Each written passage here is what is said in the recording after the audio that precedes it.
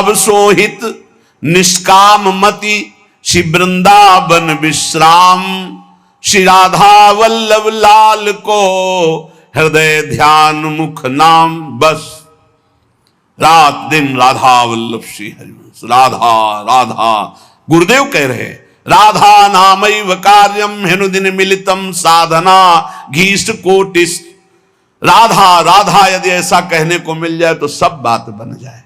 गुरुदेव ही कह रहे हैं, हरिवंश चंद्र जी कह रहे हैं, अनुल्लिख्यानंतानपि तदपि राधान मधुपतिर महाप्रेमा विष्टम तो परम देयम विमृशति तवैकम श्री राधे गृणते ही नामामृत रसम महिम्नः का सीमाम स्पृशति तो उदास्यैक मनसाम। अब राधा नाम के लिए कल हम दिखा भगवान शंकराचार्य जी के पद पर विराजमान होकर कि भगवान शंकर भी नहीं चाहते हैं कि राधा तत्व को हमें बोलना पड़े, क्योंकि जब पार्वती जी प्रश्न करती हैं तो गंभीर हो जाते हैं। पार्वती जी ने हटकर पूछा आप गंभीर क्यों हो जाते? तो कहते बहुत गुप्त रस है, इसके लिए विशिष्ट अधिकार चाहिए हे देवी, इसलिए जब जब आप प्रश्न करती मैं मौन धारण कर लेता हूं। तो उन्होंने कहा जब भगवान शंकर मौन धारण करते हैं तो हमारी सामर्थ्य कहां कि हम राधा तत्व पे बोल सके। वो ऐसा बड़ा आनंद मिला। बोले हमारी सामर्थ्य कहां कि राधा तत्व पे बोल, राधा किशोरी कृपा करें और फिर वो हमसे बुलवावे तो बात हो सकती है, हमारी सामर्थ्य तो नहीं कि मैं बोल पाऊं। ये बड़ा ही गूढ़ रस है। जब तक रसिक महापुरुषों के द्वारा दी गई सांगो पांगो उपासना नहीं की जाती तब तक प्रियालाल के प्रेम सुना भी। ब्रह्मानंद में एक लगाकर 1700 परार्ध गुणा किया जाए तो जो श्यामा श्याम से सुख मिलता है वो लव मात्र होगा। ब्रह्मानंद लव मात्र होगा, गुणा करने पर जो संख्या आएगी अपार सुख मिलता है प्रिया प्रीतम में। ऐसी प्रिया प्रीतम की प्राप्ति के लिए जो रसिक गुरुदेव ने नाम दिया है, मंत्र दिया है, रूप दिया है, उसी में हमें स्थित रहना है। देखो मन को एक सच्चिदानंद में लगाना है। माया क्या करती, भटकाव बनाए रहती है, ये विक्षेप पड़ता रहता है। अब मन इसमें नहीं लग रहा है, उसमें चलो उसमें चलो, ये इसकी चाल है। हमको सांगो पांग उपासना पकड़ लेनी अपने गुरु प्रदत्त, अपने आचार्य प्रदत्त। चौथा, समस्त इंद्रियां भोग विलास के लिए लालायित रहती हैं सबकी। अब इनको भोग देना भी है, बिना भोग के बिना विषय के जीवित नहीं रह सकते। शरीर चलाना है, सेवा धर्म पूर्ति करनी है, पानी पीना भी विषय है, अन्न पाना भी विषय है, देखना भी विषय है, सुनना भी विषय है, सब विषय के अंतर्गत आता है। तो यहां अपनी इंद्रियों से जो विषय ग्रहण करना है वो भागवती करना है। जैसे हमें पानी पीना है तो प्रभु को अर्पित करके राधा वल्लभ लाल की जय, और फिर भावना करो हृदय में प्रभु विराजमान है, जलपान करो। भोजन भोग अर्पित किया, भगवत स्वरूप प्रसाद, हम प्रसाद पा रहे हैं। वस्त्र प्रसादी, सुनना भगवत विषय, देखना भगवत भाव, बोलना भगवत संबंध से। हर इंद्रियों के विषय को हमें भगवत संबंध से युक्त कर लेना है। यदि भगवत प्राप्ति करनी है, भगवत प्रेम प्राप्त करना है तो पहला चरम लक्ष्य मुझे इसी जन्म में भगवत प्राप्ति करनी, भगवत प्रेम प्राप्त करना है। दूसरा बुद्धि का पूर्ण समर्पण अपने आराध्य देव श्यामा श्याम में। तीसरा गुरु प्रदत्त नाम रूप लीला गुण सेवा उपासना सांगोपांग गुरु प्रदत्त। चौथा, समस्त इंद्रियां भगवत संबंध से युक्त। जब हम स्वसुख वांछा से युक्त होकर कोई भी विषय सेवन करते हैं वो भगवत विमुख हो जाता है। जैसे हम कोई सूंघा वस्तु और प्रभु के संबंध से युक्त नहीं, ये स्वसुख वांछा से युक्त सूंघना ये बंधन कारक हो गया। ये राधा वल्लभ लाल जी का प्रसादी इत्र, अच्छा फूहा, कितना अब ये भक्ति वर्धक होगा, पाप नाशक होगा और आपके हृदय में आह्लाद। कोई भी क्रिया भगवत विमुख नहीं होनी चाहिए। हमारी प्रत्येक चेष्टा भगवत संबंध के लिए है। हमारा शौच स्नान भी भगवत संबंध के लिए, जैसे हम पात्र मार्जन करते हैं ऐसे हम लघु शंका शौच आदि से निवृत्त होकर पवित्र होकर अपने प्रभु की सेवा, प्रभु के सुमिरन में, वो भी भजन का एक अंग है। समस्त इंद्रियां सदा सर्वदा केवल भगवत विषयों के संबंध में ही रहे, सो सुख वांछा में न रहे। पांचवा, जीव का चिंतन प्रत्येक क्षण पदार्थ, व्यक्ति, परिस्थिति, विचार, भोगों के, क्रियाओं के, संबंधियों के, जहां जहां जाए वहां से हटाकर अपने लक्ष्य श्यामा श्याम में लगाओ, या जहां जहां जाए वहां प्रिया प्रीतम की भावना करो। जीवन का प्रत्येक पल किसी व्यक्ति के विचार में, वस्तु के विचार में, स्थान के विचार में, भोग विचार में, जहां जहां जाए वहां से हटाकर श्यामा श्याम में लगाओ, या जहां जहां जाए वहां श्यामा श्याम को देखो। छठवां, चित्त की एक एक वृत्ति से तुम्हारे आराध्य देव कभी हटने ना पावे। बड़ी उत्तम स्थिति होती है उस उपासक की, एक एक वृत्ति भगवदाकार करनी है। जैसे समुद्र में करोड़ों तरंगे, ऐसे चित्त में लाखों करोड़ों वृत्तियां, हर वृत्ति भगवदाकार। गोपी जनों की थी, विक्रेतु कामा खिल गोप कन्या मुरारी पादार्पित चित्त वृत्ति, दध्यादिकम मोह वशादवोचद गोविंद दामोदर माधवेति। कैसी स्थिति, बोले बेचने जा रहे दही, पर चित्त की वृत्ति में गोविंद बसे, मुरारी बसे, तो वो कैसे पुकार रही, कोई गोविंद ले ले, कोई दामोदर ले ले, कोई माधव ले ले। तो ब्रजवासी जन कहते हैं बावरी क्या बेच रही, तब शुद्ध आती, अच्छा नहीं तो बोल रही कोई गोविंद ले ले, कोई दामोदर ले ले, कोई माधव ले ले। विक्रेत कामा खिल गोप कन्या मुरारी पादार्पित चित्त वृत्ति दध्यादिकम, बेचना है दही और बोल रही कोई गोविंद ले ले, दामोदर ले ले, माधव ले ले। चित्त की एक एक वृत्ति श्यामा श्याम में अर्पित, ये बहुत आनंद का विषय। गाढ़ चिंतन, जब कभी भगवान की कृपा से तुम्हें सौभाग्य मिलेगा कि 2-4 मिनट के लिए शरीर का विस्मरण हो जाए, पूर्वापर की स्मृति लोप हो जाए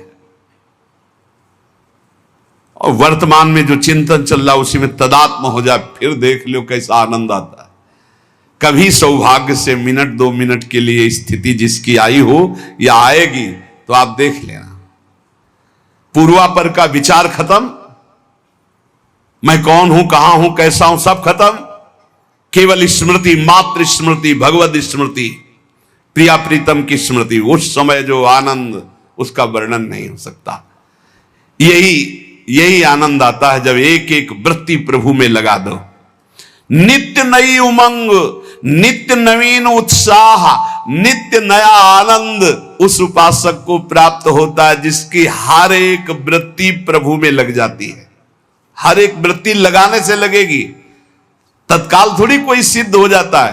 भगवान ने इसीलिए गीता जी में कहा, अभ्यास योग युक्तेन चेतसा नान्यगामिना, ऐसा अभ्यास करो कि चित्त की एक भी वृत्ति कहीं बाहर ना जाए।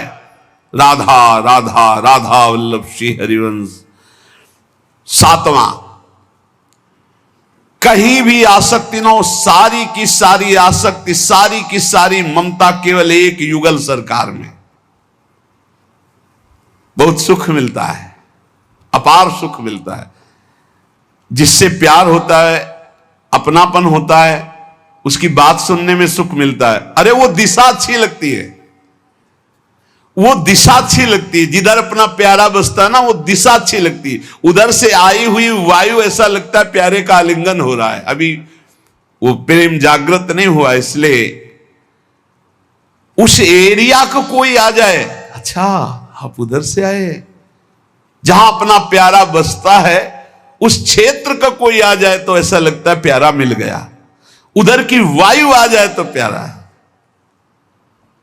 जहां प्रीतम जी देश की प्यारी लागे पौन, जिधर प्रीतम बसते उधर से यस्या कदापि वसनांचल खेलनोत, जिधर हमारी प्यारी जो प्यारे जो। सारी आसक्ति, सारी ममता एक बार युगल सरकार के चरणों में समर्पित करने का बहुत बढ़िया अवसर है। बार बार तो बनत नहीं। या संजोग अनूप मानुस्तन वृंदा विपिन रसकन संग विरूप, बहुत बढ़िया अवसर मिल गया है। मनुष्य शरीर, महामहिम परम पावन वृंदावन धाम का सानिध्य, रसिकों का संग और युगल सरकार की उपासना, सर्वोपरि उपासना। अभी आपने आनंद के तारतम्य में सुना। सारी की सारी आसक्ति, सारी की सारी ममता केवल युगल सर। जब ममता हो जाती तो श्यामा श्याम, ऐसे कोई बोले ना राधा राधा, तो एकदम हृदय में क्या दे दूं इसे, क्या कर दूं, बार बार एक ऋण सा हृदय में जागृत। इसने राधा नाम सुना दिया, इसने प्यारे जू का नाम सुना दिया, क्या इसको दे दूं, ऐसा हृदय लगता है। ऐसा हृदय मिल, जिससे सेवक जी महाराज कहते, जो हरिवंश को नाम सुनावे तन मन प्राण तासु बलिहारी। तन मन प्राण न्योछावर है उसके ऊपर, जो एक बार बोले श्री हरिवंश। सेवक जी महाराज कह रहे ये है आसक्ति, इसे कहते हैं ममता। जैसे गोस्वामी तुलसीदास जी कह रहे, तुलसी जाके मुख से धोख्यो निक्षत राम, ताके पग की पगतली मोरे तनु की चाम। धोखे से भी निकल जाए राम, बोले वो इतना पावन हो गया कि उसके चरणों के तलवे और मेरे पूरा शरीर। गोस्वामी तुलसीदास जी कह रहे। ये जब रास्ते में नौजवान राधा राधा, एक भाई तो ऐसे कहते श्री राधा, एकदम हृदय उफान आता, क्या दे दू, क्या करो इनको, कैसे। नाम में अपार सुख तब अनुभव आएगा जब आसक्ति हो जाएगी। अभी आसक्ति अन्यत्र है, नाम में आसक्ति तो है नहीं। तो एक उपासक, मुझे नाम जपने में श्रद्धा नहीं हो रही, बिल्कुल ना हो, आप चिंता मत करो। भाव शब्द समझिए, कुभाव अनख आलसहु, नाम जपत मंगल दिशि दसहु। भाव से जपो, कुभाव से जपो, मन लगे या ना लगे तुम्हें फल मिलेगा, पक्का मिलेगा, मंगल दसों दिशाओं में होगा। विश्वास करके जपो तो, और एक दिन जब स्वाद लग जाएगा तब आप भी ऐसे ही बोलोगे जैसे बड़े बड़े संत महापुरुष बोलते हैं, नाम जीवन, नाम सर्वस्व, नाम ही हमारा प्राण धन। सारी आसक्ति, यही हमारी साधना है कि हमारी कहीं आसक्ति ना हो जाए, हमारी कहीं ममता बंटवारा में ना आ जाए, कोई हमारी ममता को बांट न ले। केवल प्रियाजू में ममता, केवल जुगल चरणारविंद में ममता। मन में भगवत स्मरण, तन से समाज सेवा, भगवत सेवा, परिवार सेवा, प्रियालाल की भावना से लालसा भगवत प्राप्ति की, भगवत प्रेम की। जीवन धन्य चल रहा है, किसी से प्रमाण की जरूरत नहीं। ध्यान दीजिए, आपका जीवन धन्य है। कैसे? बोले सारी आसक्ति, सारी ममता प्रिया प्रीतम में, मन भगवत स्मरण में, तन समाज सेवा, परिवार सेवा, भगवत सेवा, श्यामा श्याम की भावना में युक्त होकर, और चाहत भगवत प्राप्ति की। बस इस बार तो भगवत प्राप्ति करना है, इस बार तो मुझे भगवत साक्षात्कार करना है। 8वां, जीवन में राग द्वेष न रह जाए। बड़ा खतरनाक है ये राग द्वेष। अगर किसी से राग है तो बड़ा सूक्ष्म होता है राग का धागा, और वो जब हमारे ऊपर संकट आएगी, विपत्ति आएगी, या तो वो धागा दिखाई देता कि अभी वो है ना। द्रौपदी जी को पहले श्री कृष्ण याद नहीं आए, 5 महारथी पति है अतिरथी, वो याद आए, फिर भीष्म आदि याद आए, फिर अपनी भुजाओं का बल, फिर दांतों का बल, और जब निर्बल तब महाबल।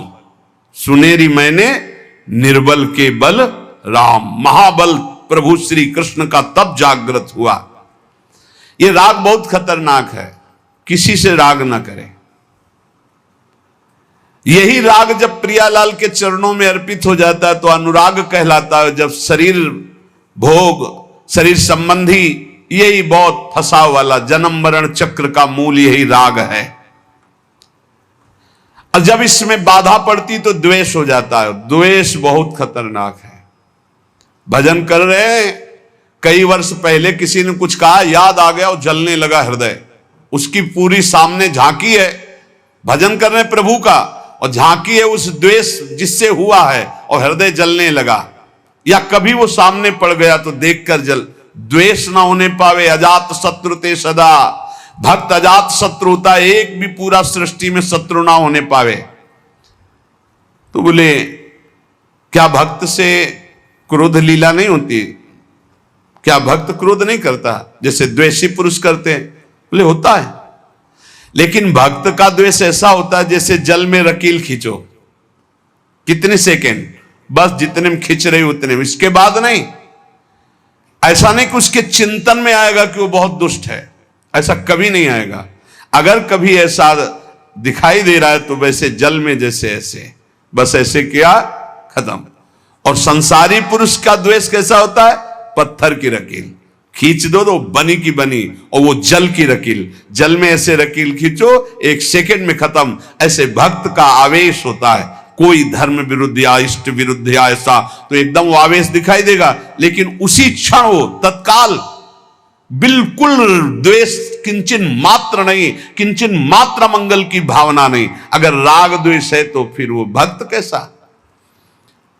जीवन में राग द्वेष न रहने पावे, किसी से राग नहीं, किसी से द्वेष नहीं, और किसी भी भोग के प्रति ऐसी प्रचंड ममता कामना ना हो कि प्रियालाल का विस्मरण हो जाए।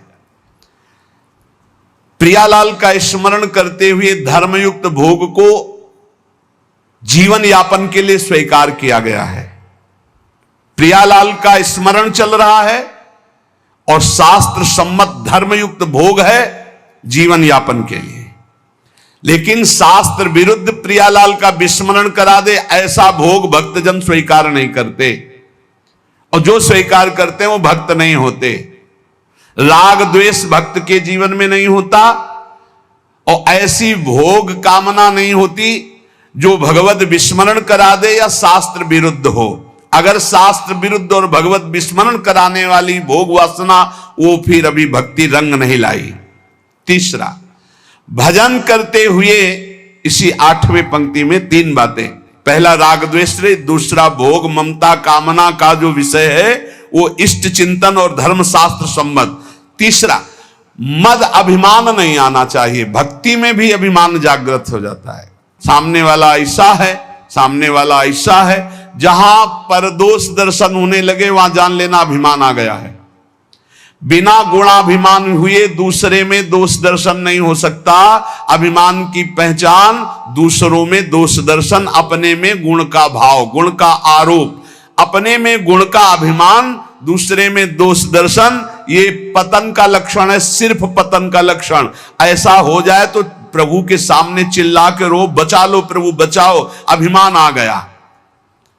भगवान को अभिमान बिल्कुल पसंद नहीं है। दैन्यता से भगवान प्यार करते हैं और अभिमान से भगवान रोष करते हैं। सुनहु राम कर सहज स्वभाव, जन अभिमान ना राखे काऊ। अभिमान आ गया तो कोई होगी बहुत बड़ी विचित्र भयावनी लीला, इसलिए बचो। जहां अभिमान आवे तो रो प्रभु से, प्रभु दूर कर दो। भयावनी लीला करते हैं फिर वो जब अभिमान आ जाता है। देखो कैसी देवर्षि नारद जी के साथ की, कैसे गरुण जी परेशान हो गए। भक्त के हृदय में कभी अभिमान नहीं आना चाहिए। अभिमान की पहचान दूसरों में दोष दर्शन, अपने में गुण का आरोप।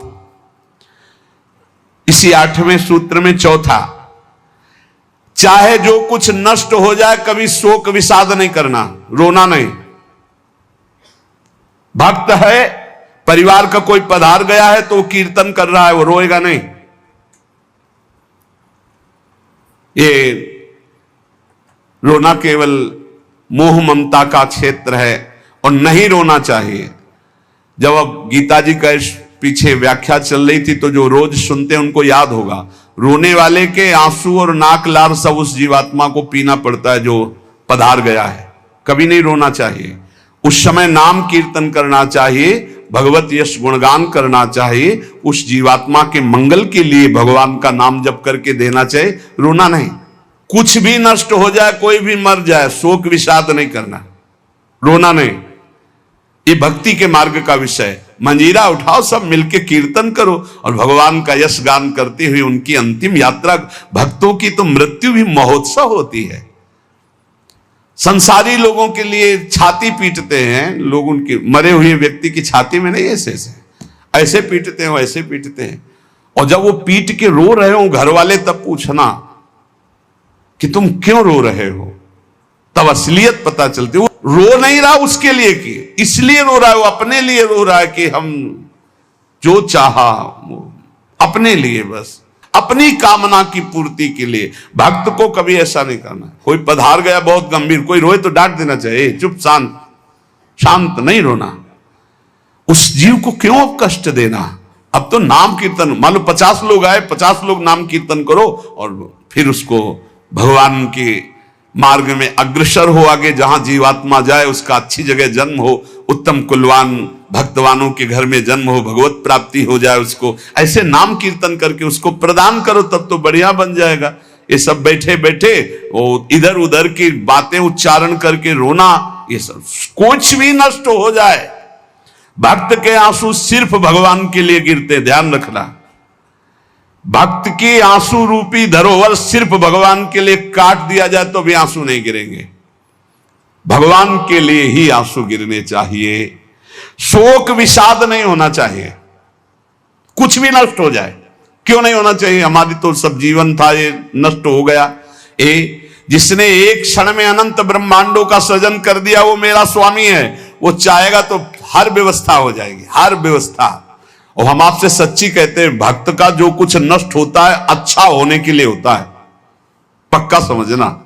नामदेव जी की कुटिया में आग लगी तो सब अच्छा ही अच्छा हो गया, नहीं हुआ। कहीं भी कुछ भी, भक्त का अगर कहीं भी कुछ भी हानि होगी, तुम निष्ठा से रहना, सब बढ़िया ही होगा। आप देख लेना, परिणाम में देख लेना। शोक किस बात का। कोई नई व्यवस्था किया है मालिक ने, इसीलिए पुराने को आग लगवा दी है, या पुराना नष्ट हो गया, कोई नई व्यवस्था की। भगवान की ताकत नहीं कि वो अमंगल कर दे। किसी ने कहा हमारा मन भगवान में ना लगा हो और हम फिर भोग लगाएं, सेवा करें तो भगवान स्वीकार कर लेंगे। कहा, वो बड़े कृपालु हैं। अरे पूरे समय मन नहीं लगा, लेकिन आपने कहीं ना कहीं मन में तो ये बनाया था कि भगवान को हम भोग लगा ले जा रहे हैं। इतनी भी ना तो श्रद्धा थी पाई भर, ना कोई भगवान से अपनापन था। स्तनों में जहर लगाया था भगवान को मारने के लिए, और भगवान ने फल दिया यशोदा मैया को जो मिलता है। ऐसे तो हमारे कृपालु भगवान है। तुम दूध का भोग लगाने सही में जा रहे हो, अब मन लगे चाहे न लगे तुम्हें फल तो मिलेगा ही। ये संशय मत करो, हमारे भगवान पर बड़े कृपालु हैं। शोक विषाद का विषय भक्त का नहीं होता।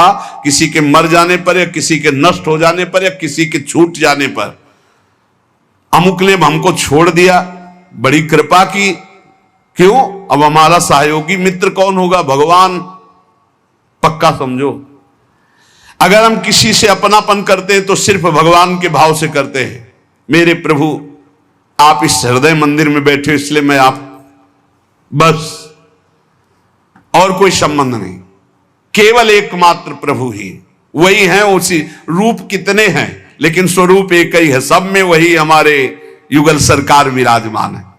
और इसमें पांचवी बात, 8वें सूत्र में पांचवी बात, कभी भय और संदेह न करना। कभी भय न करना, किसी की किसी भी तरह से प्रतिकूलता देने पर डरो मत, तुम्हारे रक्षक भगवान हैं।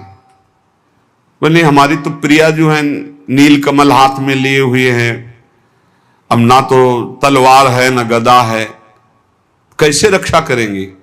तो जो ये सब बड़े बड़े दिव्यास्त्र हैं जो जानने वाले हैं, तो 19 चरण चिन्ह प्रिया और लाल 19 चरण चिन्ह है।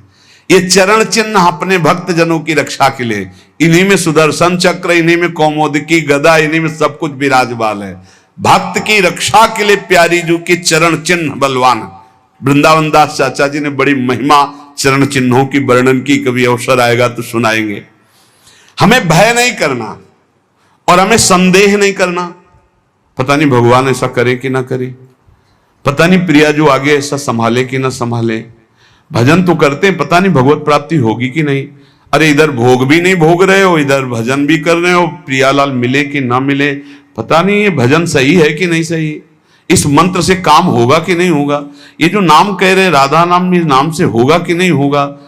संदेह न करे, संशय न करे। देखो राधा नाम तो वृंदावन में व्याप्त है और हमारे रस ग्रंथों में व्याप्त है।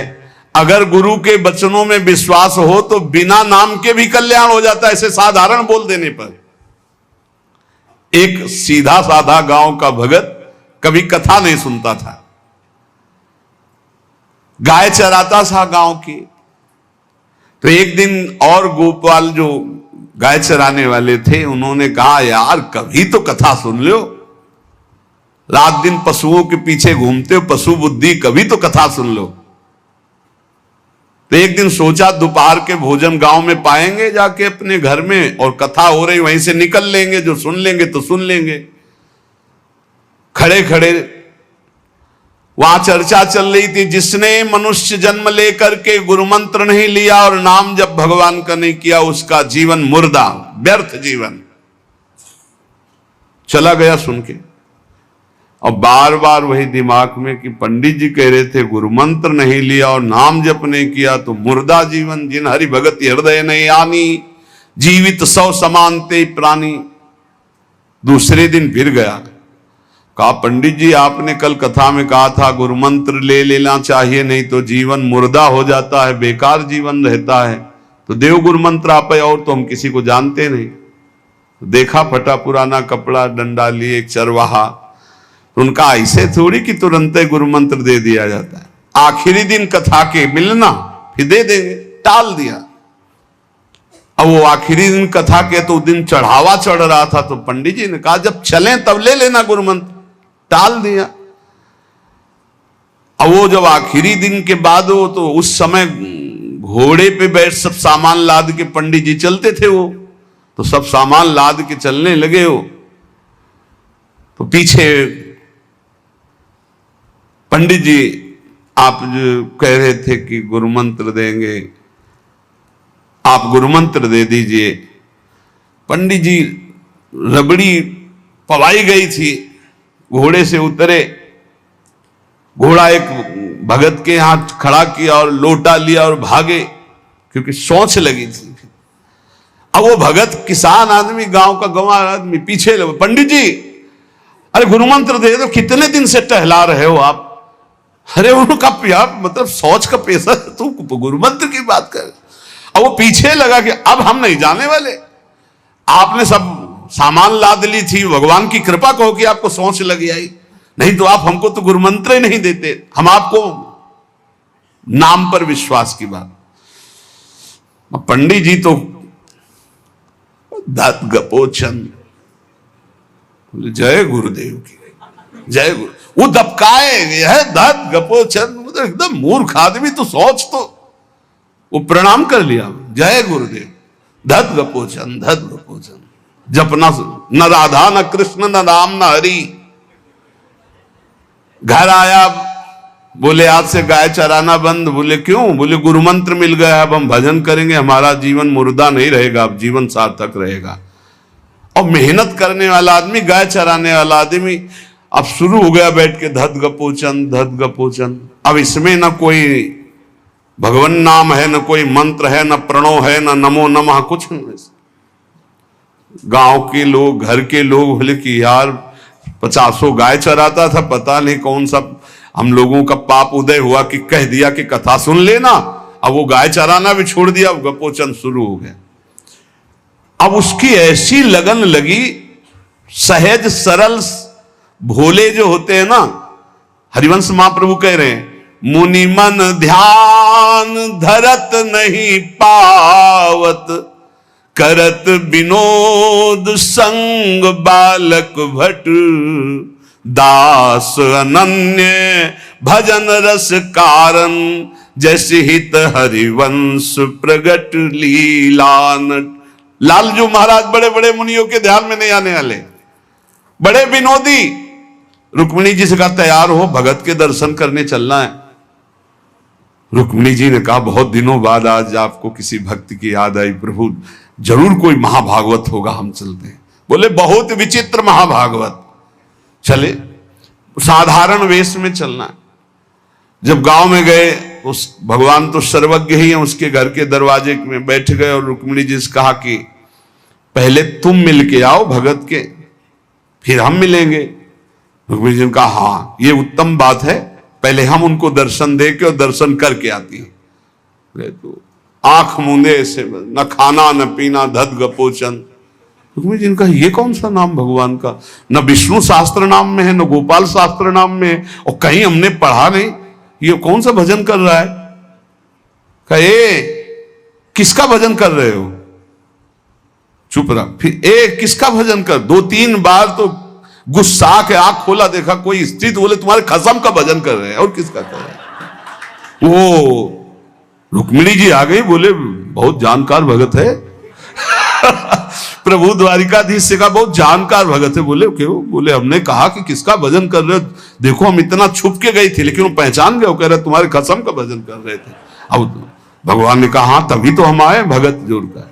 बोले प्रभु आप दर्शन बाद में करना, जाके पहले हमारा प्रश्न बता दो, प्रश्न का उत्तर दे दो कि आपके विष्णु शास्त्र नाम, गोपाल शास्त्र नाम, बहुत से नाम हैं, ये नाम तो हमने कभी नहीं सुना। भगवान ने कहा ये नाम हमको तो बहुत प्यारा है। बोले आपको कब, मतलब ये कब कैसे नाम रखा गया। बोले बहुत प्यारा है, हमारा ब्रज का रखा हुआ नाम है, ब्रज में मैया ने रखा था। कैसे रखा था। बोले एक दिन मैं माखन चोरी कर रहा था, सखा के कांधे पर खड़ा हुआ, ऊपर माट में हाथ डालकर मक्खन पूरा ऐसे खाता जाता, सखा को पवाता जाता। इतने में मैया और गोपी जन आ गई। एक कन्हैया ये क्या कर रहा है। अब हमने देखा कि फंस गए। हमने कहा कि मैया हमें बहुत भूख लगी थी और देखा कि इसमें चींटी चढ़ी हुई है, तो हम चींटी निकाल रहे थे। तो बोले चींटी कैसे निकाल रहे थे, यहां पूरा हाथ सना हुआ है तुम्हारा चींटी। बोले अरे भैया तू बावरी, जब चींटी को ऐसे निकालने करते वो अंदर चली जाती, तो खबो खबो के निकाला, इसलिए ऐसा इतना हाथ हो। बोले यहां मुंह में भी जब तुम्हारे मक्खन लगा, एक मक्खी बार बार उड़ रही थी तो हम ऐसे मारा तो पूरा मुंह में मक्खन लगा। मैया ने कहा धत गपोचन। बोले ये उस समय का नाम रखा हुआ है, मेरा बाल गोविंद में जब मैया ने रखा था मक्खन चोरी के समय उस। अब आप विचार करके देखो, भगवान का साक्षात्कार गुरु वचनों पर विश्वास होने पर साधारण शब्द बोला तो भगवान तो सर्वलोक महेश्वर सर्वज्ञ, उनके सब जैसे हर अक्षर में आ विराजमान है, का खा गा घा आ, ऐसे ही सब अक्षरों में ब्रह्म विराजमान है। फिर राधा नाम तो स्वयं हरि जपते हैं, और राधा नाम तो परम प्रेममय है और बड़ा गुही है। विश्वास करके जब वो धदगपोचंद जपा तो रुक्मिणी और द्वारिकाधीश भगवान दर्शन देने आ गए, और तुम विश्वास करके राधा राधा जपोगे तुम्हें नहीं प्राप्त हो जाएगा। अरे यही राधा स्वयं भगवान हरि जपते हैं। इसलिए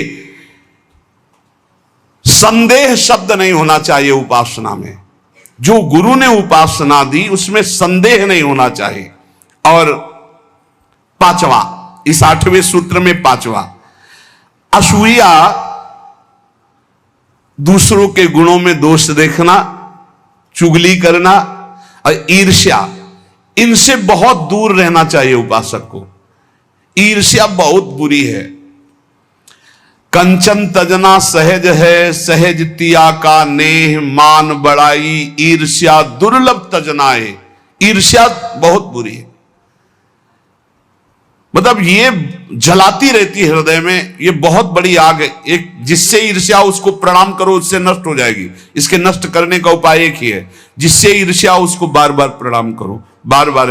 और वो तुम्हें कितना भी कड़ुआ बोले तुम बुरा मत मानना, तो तुम्हारी ईर्ष्या नष्ट हो जाएगी नहीं। ईर्ष्या बेमतलब जलाती रहती है।